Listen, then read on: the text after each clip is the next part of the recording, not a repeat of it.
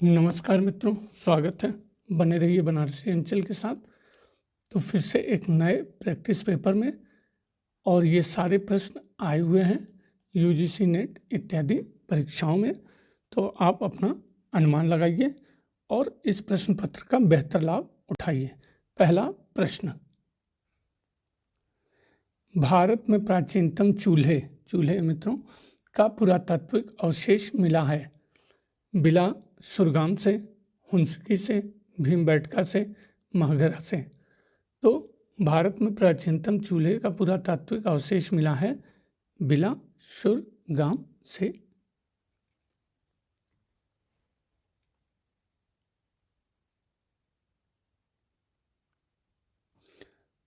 Second, निम्नलिखित में कौन सही सुमेलित नहीं है? तो नहीं पे विशेष ध्यान रहेगा। राखीगढ़ी, मध्य शहर, हड़प्पा, समाधान यक्ष, मोहनजोदड़ो, समाधान R37, कालीबंगा, पुरुष और स्त्री का युग्म समाधान। तो जो सही सुमेलित नहीं है वो है आपका सी, मोहनजोदड़ो, समाधान R37।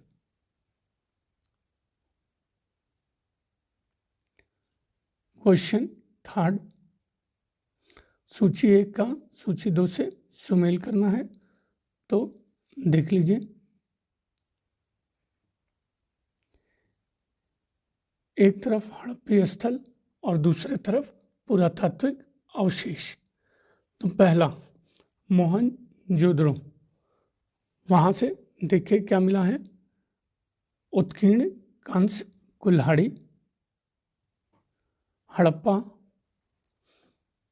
कांस्य रथ। लोथल, हाथी दांत का स्केल। बनावली, पक्की मिट्टी का हर्द। सही उत्तर सी।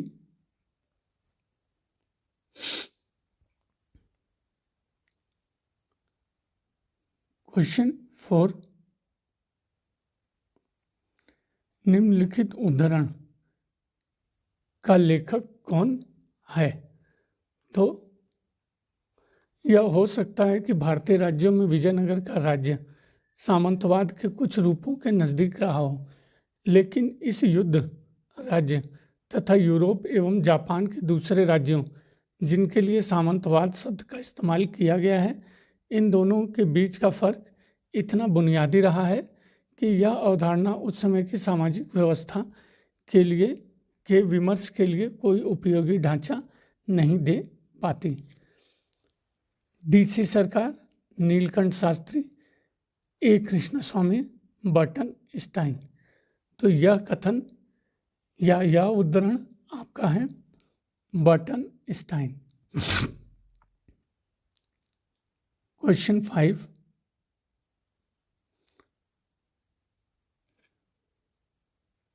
मानुकी ने निम्नलिखित भावपूर्ण टिप्पणी किसके बारे में की है? जब कोई भूख से बेजार आदमी अपने दिमाग में राज्य को नष्ट करने की बात ठान लेता है तो वह बादशाह के पास जाता है और कहता है, महाशय, अगर आप मुझे धन उगाने और कुछ हथियारबंद सिपाहियों की भर्ती की इजाज़त दे दें तो मैं आपको इतने लाख दूंगा। तो यह किस व्यवस्था के बारे में मानुकी ने टिप्पणी की है? तो यह टिप्पणी की है इजारेदारी।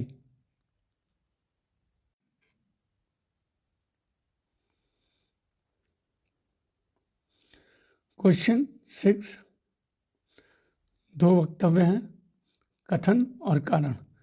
पहला वक्तव्य, कथन।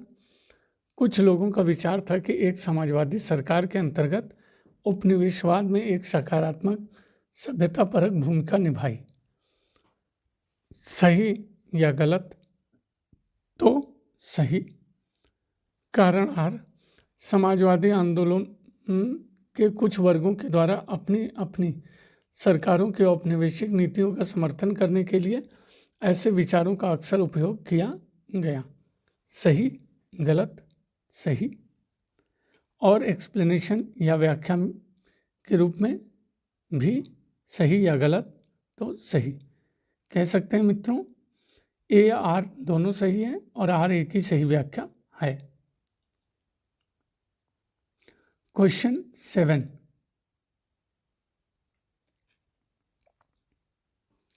मुगल प्रशासन को गोलकुंडा, बीजापुर और कर्नाटक तक फैलाने की कोशिशों ने उसे टूट के कगार पर ला दिया। शायद औरंगजेब को यह बेहतर सलाह दी जाती कि वह अपने सबसे बड़े बेटे शाह आलम की यह सलाह मान लेता कि बीजापुर और गोलकुंडा के कुछ हिस्सों को अपने साथ मिलाकर उनसे समझौता कर लिया जाए और उन्हें कर्नाटक पर हुकूमत करने दी जाए, जो काफ़ी दूर था और जिसका प्रबंध मुश्किल था। ये विचार किसके हैं? जदुनाथ सरकार, अतहर अली, सतीश चंद्र, जे.एफ. रिचर्ड्स। तो यह विचार है आपका सतीश चंद्र।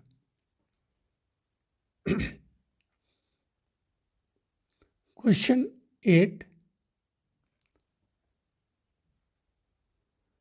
भारतीय राष्ट्रीय इतिहास लेखन से संबंधित निम्नलिखित वक्तव्यों पर विचार कीजिए। पहला, इसमें व्यग्रता के साथ राष्ट्रीय पहचान की खोज की गई। तर्क का स्थान भावपूर्ण दृष्टिकोण ने लिया। वस्तुनिष्ठता के आदर्श का राष्ट्रवादी इतिहासकारों के हाथों से हनन नहीं हुआ। डी, प्राचीन भारतीय अतीत का महिमा मंडन किया गया। तो सही उत्तर का चयन करना है, देख लीजिए। तो आपका सही है ए और डी। सही उत्तर आपका डी।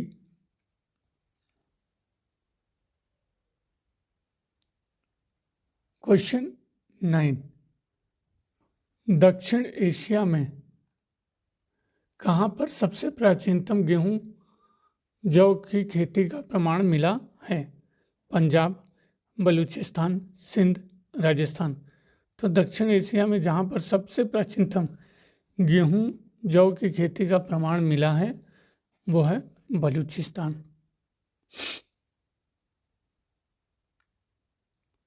क्वेश्चन 10,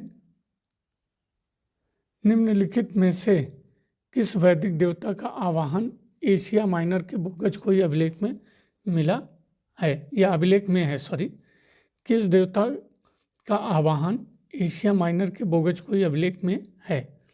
अग्नि, रुद्र, सोम, इंद्र, सूर्य, विष्णु, रुद्र, मरुत, पूषण, भग, इंद्र, नाशत्य, मित्र, वरुण।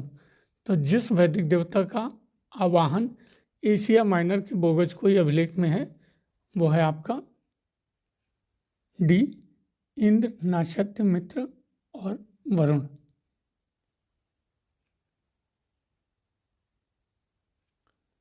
क्वेश्चन 11, भारत में कहाँ पर भोजपत्र, भारत के बहुप्रचलित लेखन सामग्री का प्राचीनतम साक्ष्य पाया गया है?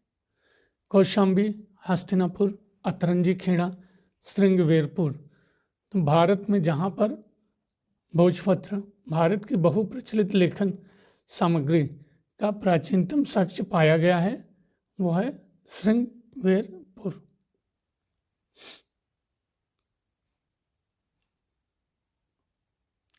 क्वेश्चन 12, निम्नलिखित में से शुक्ल यजुर्वेद की कौन संहिता है?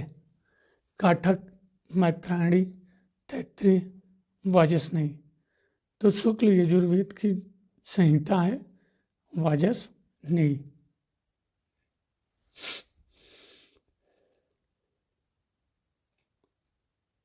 क्वेश्चन 13, निम्नलिखित में से किस दक्षिण भारत के राज्य का उल्लेख मेगस्थनीज की इंडिका में है? चेर, पांड्य, सत्यपुत्र, चोल। तो जिस दक्षिण भारत के राज्य का उल्लेख मेगस्थनीज की इंडिका में है वो है पांड्य।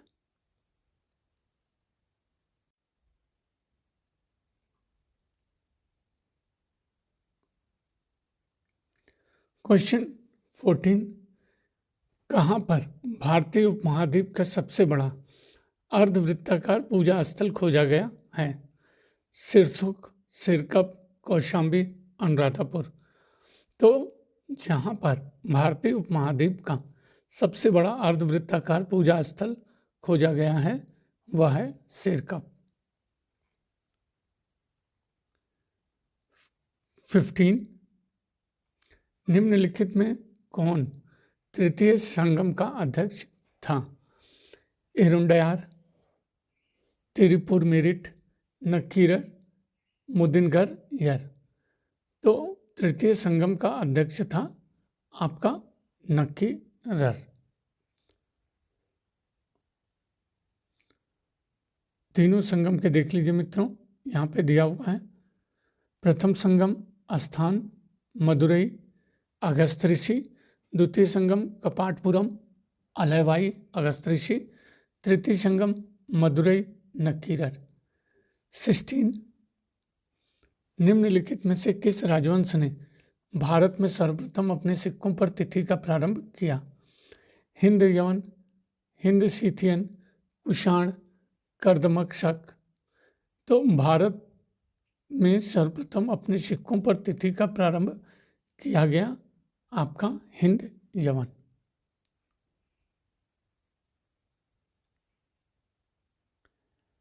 17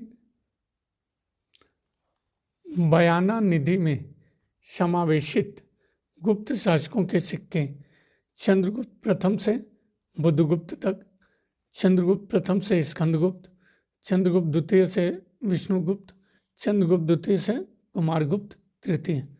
तो बयाना निधि में समावेशित गुप्त शासकों के सिक्के चंद्रगुप्त प्रथम से स्कंदगुप्त तक। 18 निम्न में से किस अभिलेख में सूर्य मंदिर के प्रमाण का उल्लेख है? एहोल, मंदसौर, एरण, बांसखेड़ा। तो जिस अभिलेख में सूर्य मंदिर के प्रमाण का उल्लेख है वो है आपका मंदसौर। 19 निम्नलिखित में से भारत के किस राजवंश ने अपने सिक्के जारी नहीं किए?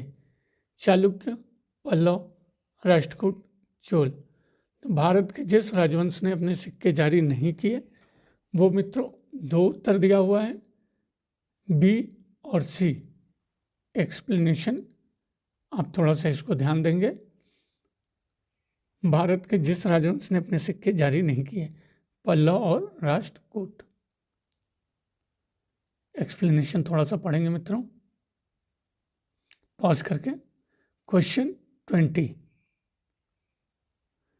निम्नलिखित में से कांची का कौन सा शासक समुद्रगुप्त का समकालीन था?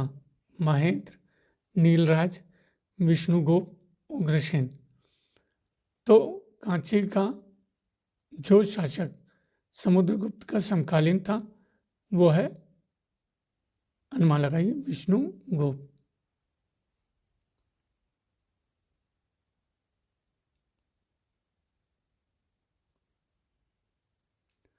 21 निम्नलिखित में से चोल देश में कौन स्थल सूती कपड़े के लिए प्रसिद्ध था?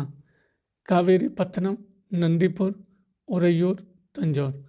तो चोल देश में जो स्थल सूती कपड़े के लिए प्रसिद्ध था वो है उरैयूर।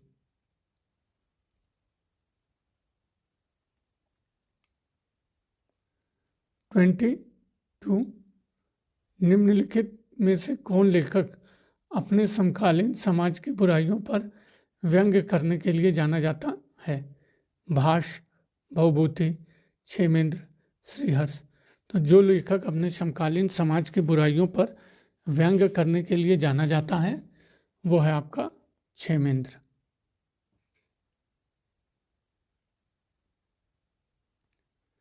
23 पैगंबर मोहम्मद साहब की जीवनी नाद ए मोहम्मदी को किसने संकलित किया? अमीर खुर्द, मिनहाज सिराज, शम्स सिरीज अफीफ, जियाउद्दीन बर्नी। तो तो पैगंबर मोहम्मद साहब की जीवनी नाद मोहम्मदी को जिसने संकलित किया वो है जियाउद्दीन बर्नी। क्वेश्चन 24, सूची 1 को सूची 2 के साथ सुमेल करना है। देख लीजिए, पहला बर्बक। बर्बक किसके साथ सुमेल होगा मित्रों? ये सुमेल होगा प्रबंधक। दूसरा वकील ए दर। तो वकील ए दर शाही महल का प्रमुख प्रभारी। सर ए जानदार अंगरक्षकों का मुखिया। केवानी है आपका खौमा ढोने वाला। सही उत्तर बी। 25,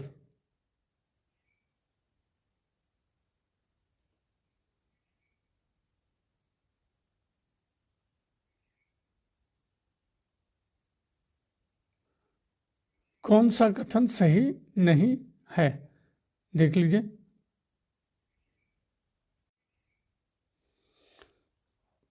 पहला, सल्तनत की स्थापना के साथ पुरानी प्रणाली या प्रणालियां तुरंत ही समाप्त नहीं हो गई, बल्कि वे कायम रही, हालांकि उनके ऊपर एक नए शासक वर्ग का प्रभुत्व स्थापित हो गया। दूसरा, उपद्रवी क्षेत्रों को मावास कहा जाता था। तीसरा, भू राजस्व के निर्धारण और उसकी वसूली की अलाउद्दीन की प्रणाली उस प्रणाली से काफ़ी कुछ मिलती जुलती थी जिसे बाद में कनकूद कहा गया। चौथा, दो इतिहासकार बर्नी और याह्या मोहम्मद तुगलक के कृषि कर में वृद्धि के पैमाने के विभिन्न तरीकों की जानकारी देते हैं। याह्या कहता है कि कृषकों पर नया अतिरिक्त कर अब वाव लगाया जाता था, और बर्नी कहता है कि 3 बड़े कर ज़्यादा गंभीरता से निर्धारित किए जाते थे और सख्ती से वसूले जाते थे। तो जो कथन सही नहीं है वो है आपका डी।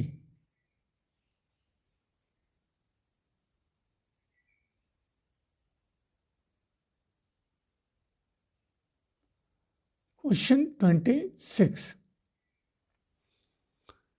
आंसर दिया हुआ है मित्रों। मैंने मान सिंह और विक्रमजीत के भवनों का गहराई से निरीक्षण किया है। वे अद्भुत हैं, पूरी तरह से पत्थरों के भारी असममित टुकड़ों को तराश कर बनाए गए हैं। सभी राजाओं के भवनों में मानसिंह के भवन सबसे उदात्त और श्रेष्ठ हैं। ग्वालियर के राजभवन को देखने के बाद ये विचार किसने व्यक्त किए थे? बाबर, अकबर, जहांगीर, शाहजहां। तो मैंने मानसिंह और विक्रमजीत के भवनों का गहराई से निरीक्षण किया। वे अद्भुत हैं, पूरी तरह से पत्थरों के भारी असममित टुकड़ों को तराश कर बनाए गए हैं। सभी राजाओं के भवनों में मानसिंह के भवन सबसे उदात्त और श्रेष्ठ है। कथन है बाबर।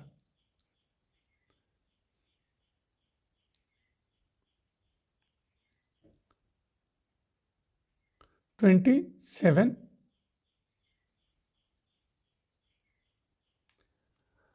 निम्नलिखित में से कौन सा स्रोत अब्दुल्ला कुतुब शाह 1626-72 के शासन के आरंभिक 19 वर्षों के इतिहास का बयान करता है, जो कुतुब शाही दरबार के रोजनामचे की तरह है और उस समय के सामाजिक जीवन तथा प्रशासन पर प्रकाश डालता है?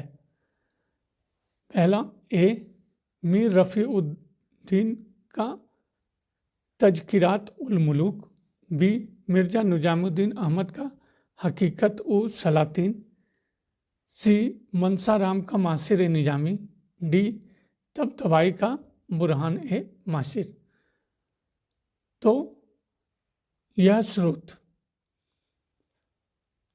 है बी, मिर्ज़ा निज़ामुद्दीन अहमद का हकीकत उ सलातीन।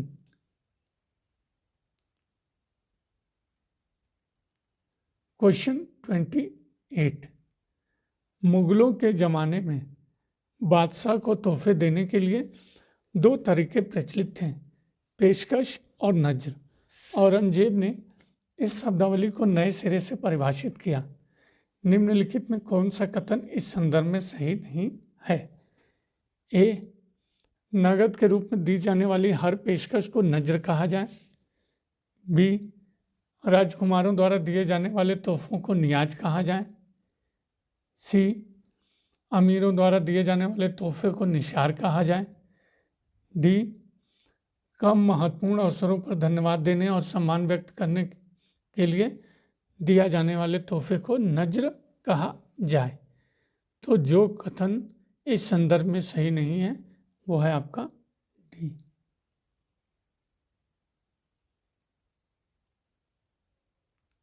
ट्वेंटी 9, मुगलों के ज़माने में विकसित हुए तकनीकी के संबंध में निम्न में से कौन सा कथन सही नहीं है? ए, वे वस्त्र जो सारी दुनिया में मशहूर थे वह बिना बहुचक्रीय करघों की सहायता के तैयार किए जाते थे। बी, समुद्री यात्राओं पर जाने वाली नौकाओं में एस्ट्रोलैब के अलावा और कोई आधुनिक समुद्री उपकरण नहीं होता था। सी, मुगलों के महान स्मारकों तक का निर्माण एक पहिया ठेला गाड़ियों जैसे प्रारंभिक उपकरणों की मदद से किया गया था। डी, यहाँ तक कि मशीनी काम के लिए सही खांचों वाले पेच भी नहीं बनाए जाते थे। तो मुगलों के ज़माने में विकसित हुए तकनीकी के संबंध में जो कथन सही नहीं है वो है आपका सी।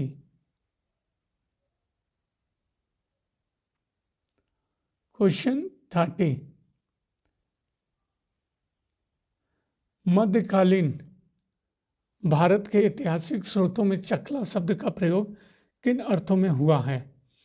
परगना के समानार्थी, सरकार के समानार्थी, टप्पा के समानार्थी या फिर सूबा और परगना के बीच की क्षेत्रीय इकाई, लेकिन अनिवार्यतः सरकार के समानार्थी नहीं। तो मध्यकालीन भारत के ऐतिहासिक स्रोतों में चकला शब्द का प्रयोग जिन अर्थों में हुआ है वो है डी, सूबा और परगना के बीच की क्षेत्रीय इकाई, लेकिन अनिवार्यतः सरकार के समानार्थी नहीं। क्वेश्चन 31, निम्नलिखित में से कौन सा कथन सही नहीं है? ए, खालिसा शरीफा के अंतर्गत साम्राज्य के खजाने के लिए कर संग्रह किया जाता था। बी, जागीरों की लगातार अदला बदली होती रहती थी। ऐसा संभव था कि एक समय जो क्षेत्र खालिसा के अधीन हो उसे बाद में जागीर में स्थानांतरित कर दिया जाए। सी, जागीरों के आवंटन में जमादानी की कोई भूमिका नहीं होती थी। डी, मनसबदारों को नगद वेतन के बदले जागीरें दी जाती थीं। तो जो कथन सही नहीं है वो है सी।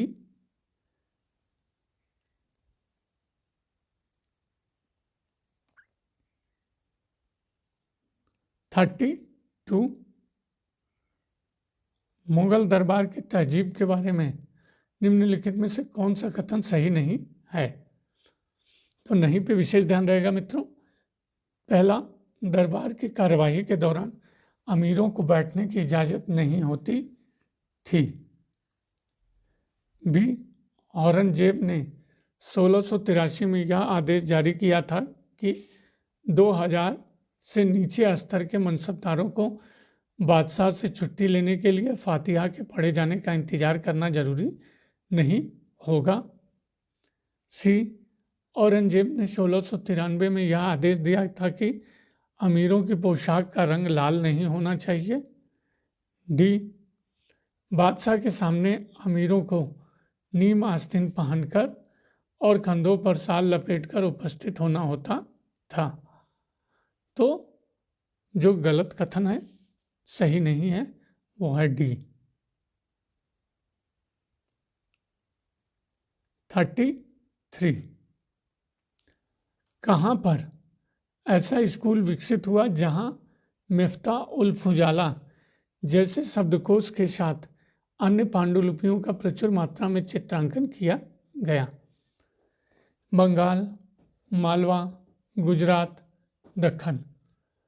तो जहाँ पर ऐसा स्कूल विकसित हुआ जहाँ मिफ्ताह उल फुजाला जैसे शब्दकोश के साथ अन्य पांडुलिपियों का प्रचुर मात्रा में चित्रांकन किया गया, वो है बी, मालवा। 34 भारत में यूरोपीय व्यापारिक कंपनियों के आगमन को कालक्रमानुसार क्रमबद्ध करना है। पुर्तगाली, ब्रिटिश, डच, फ्रांसीसी। तो सही उत्तर है आपका पुर्तगाली, डच, ब्रिटिश, फ्रांसीसी।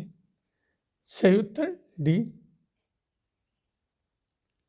ये देख लीजिए मित्रों, व्याख्या में कंपनी के साथ स्थापना वर्ष भी दिया हुआ है।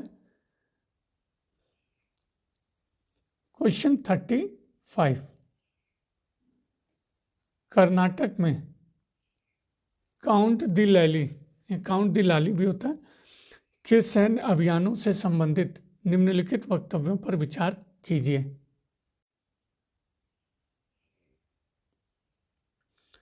पहला है, घरेलू सरकार ने लैली को धीरे धीरे अंदरूनी क्षेत्रों पर कब्जा जमाने का निर्देश दिया।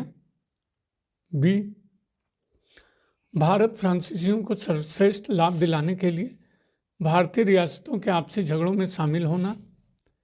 सी, भारतीय तटों पर अंग्रेजों के किलाबंद स्थलों पर कब्जा जमाने के प्रयासों पर ध्यान देना। डी, कंपनी के प्रशासन के लिए आवश्यक माने गए सुधारों को प्रस्तुत किया। तो आपका जो सही है वह है, अनुमान लगाइए, सी और डी। 36 निम्नलिखित में से किसके बीच 1802 में बेसिंग की संधि पर हस्ताक्षर किए गए? बड़ौदा के गायकवाड़ और Marquis of Wellesley, Malhar Rao Holkar, Mount Stuart, Elphinstone, Peshwa Bajirao द्वितीय और मार्क्विस ऑफ वेलेस्ली,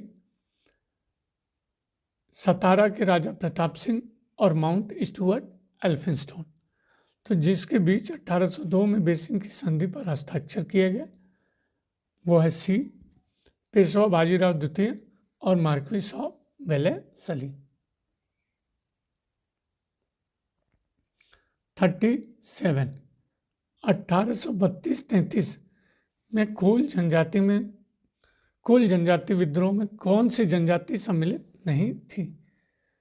चुआर, होज, भील, मुंडा। तो 1823 के कोल जनजाति विद्रोह में जो जनजाति सम्मिलित नहीं थी वह है भील। 38 निम्नलिखित में से कौन बैप्टिस्ट मिशनरी समुदाय से संबंधित नहीं था? William Carey, Mount Lombart, Joshua Marshman, William Ward. तो जो बैप्टिस्ट मिशनरी समुदाय से संबंधित नहीं है वह है माउंटला बर्ट।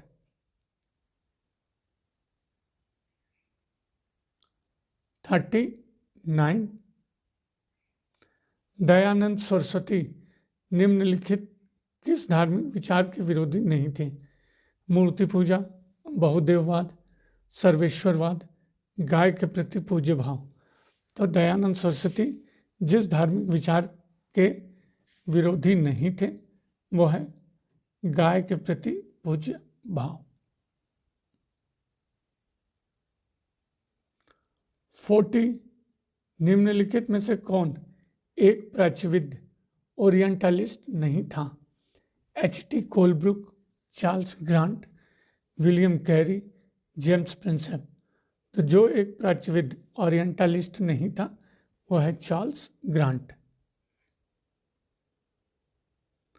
41 दादा भाई नौरोजी द्वारा प्रचारित धन निष्क्रमण सिद्धांत का मूल तत्व किसमें निहित था? ए, शासक जाति के व्यापारियों द्वारा व्यापारिक गतिविधियों का दुरुपयोग। बी, रियासती राजाओं से अनुचित तरीके से प्राप्त धन और उसे इंग्लैंड भेजना। सी, भारत से एक तरफा निर्यात।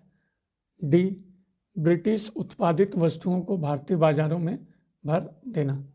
तो दादा भाई नौरोजी द्वारा प्रचारित धन निष्क्रमण सिद्धांत का मूल तत्व जिसमें निहित था वो है सी, भारत में एक तरफा निर्यात।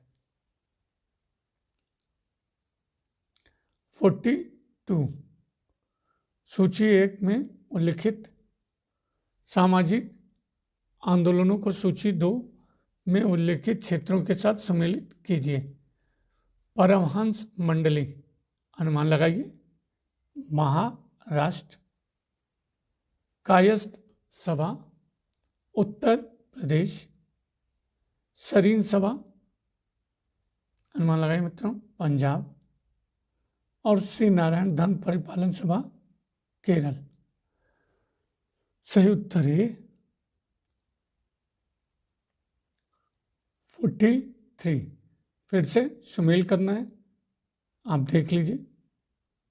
भारतीय राष्ट्रीय कांग्रेस के अध्यक्ष और वर्ष। पहला, रहीमतुल्ला सयानी 1896। बद्रुद्दीन तैयब जी 1887। मौलाना अबुल कलाम आज़ाद 1945। और नवाब सैयद मोहम्मद 1913। सही उत्तर सी 44। निम्नलिखित में से किस तिथि को मुस्लिम लीग द्वारा सीधी कार्रवाई का दिवस डायरेक्ट एक्शन डे मनाया गया था? 16 अगस्त 1946, 16 जुलाई 1946, 16 अगस्त 1946, 16 सितंबर 1946। जिस तिथि को मुस्लिम लीग द्वारा सीधी कार्रवाई का दिवस डायरेक्ट एक्शन डे मनाया गया 16 अगस्त 1946।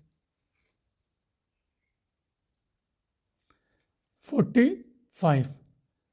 निम्नलिखित में से कौन से बड़े राज्यों ने जून 1947 में ही स्वतंत्र बने रहने की इच्छा व्यक्त की थी? त्रावणकोर एवं भोपाल, जोधपुर एवं जूनागढ़, जयपुर एवं उदयपुर, मैसूर एवं बड़ौदा। तो बड़े राज्यों में जो स्वतंत्र बने रहने की इच्छा व्यक्त की 1947 में, त्रावणकोर, भोपाल। 46। सबाल्टर्न स्कूल का एक विशिष्ट कथन प्रोज ऑफ काउंटर इंसर्जेंसी निम्नलिखित में से किसके द्वारा लिखा गया था? David Arnold, Gayatri Chakravorty speak walk, Ranjit गुहा, दीपेश चक्रवर्ती। तो सबाल्टर्न स्कूल का एक विशिष्ट कथन प्रोज ऑफ काउंटर इंसर्जेंसी जिसके द्वारा लिखा गया रणजीत गुहा। 47। निम्नलिखित में से कौन द इंडियन स्ट्रगल 1935 से 42 पुस्तक का लेखक है? लाला लाजपत राय, मोतीलाल नेहरू, पट्टाभी सीतारमैया, सुभाष चंद्र बोस। तो जो द इंडियन स्ट्रगल 1935 से 42 पुस्तक का लेखक है सुभाष चंद्र बोस। 48। विद्वानों ने विभिन्न चरों का प्रयोग कर मुगल कालीन भारत की जनसंख्या का अनुमान लगाया है। इस संदर्भ में कौन सा कथन सही नहीं है? तो नहीं पे विशेष जोर। पहला, मोरलैंड में मुगल कालीन भारत की जनसंख्या का अनुमान कृषि क्षेत्र के विस्तार अराजी के आधार पर लगाया है। बी, मोरलैंड ने दक्कन और दक्षिण भारत की जनसंख्या का अनुमान नागरिक सैनिक अनुपात के आधार पर लगाया है। सी, अशोक वी देसाई ने मुगलकालीन भारत की आबादी का अनुमान सकल तथा प्रति व्यक्ति भू राजस्व के आधार पर लगाया है। डी, किंग्सले डेविस ने भारत की जनसंख्या के मोरलैंड के आंकड़ों को सुधारकर 100 मिलियन से 125 मिलियन कर दिया। तो सही उत्तर आपका डी है, जो कि गलत है, बाकी सही है। 49, निम्नलिखित में से किसने माना कि जैसा कि डार्विन ने जैविक प्रकृति के विकास के नियम की खोज की थी, इसी प्रकार मार्क्स ने मानव इतिहास के विकास के नियम की खोज की थी? Friedrich Engels, A.J.P. Taylor, Charles A Beard, A Marwick. तो जैसा कि जिसने माना है कि जैसा कि डार्विन ने जैविक प्रकृति के विकास के नियम की खोज की थी, इसी प्रकार मार्क्स ने मानव इतिहास के विकास के नियम की खोज की थी, फ्रेडरिक एंजल्स। इस सीरीज का मित्रों अंतिम प्रश्न, निम्नलिखित में से कौन सी वस्तु जो अंग्रेजों द्वारा जहांगीर के दरबार में पेश की गई थी, मुगलों के लिए आश्चर्य के रूप में माना गया? समुद्री कोयला, चश्मे, यांत्रिक घड़ी, अरबी तथा फारसी में मुद्रित किताबें। तो जो वस्तु अंग्रेजों द्वारा जहांगीर के दरबार में पेश की गई, जिसको मुगलों के लिए आश्चर्य के रूप में माना गया, वह है समुद्री कोयला, शी कोल। तो ये अंतिम प्रश्न था मित्रों। बने रहने के लिए बनारसी अंचल के साथ बहुत बहुत धन्यवाद मित्रों, और अपनी प्रैक्टिस जारी रखिए। और एक ही रिक्वेस्ट, प्लीज़ सब्सक्राइब करिए। बहुत बहुत धन्यवाद।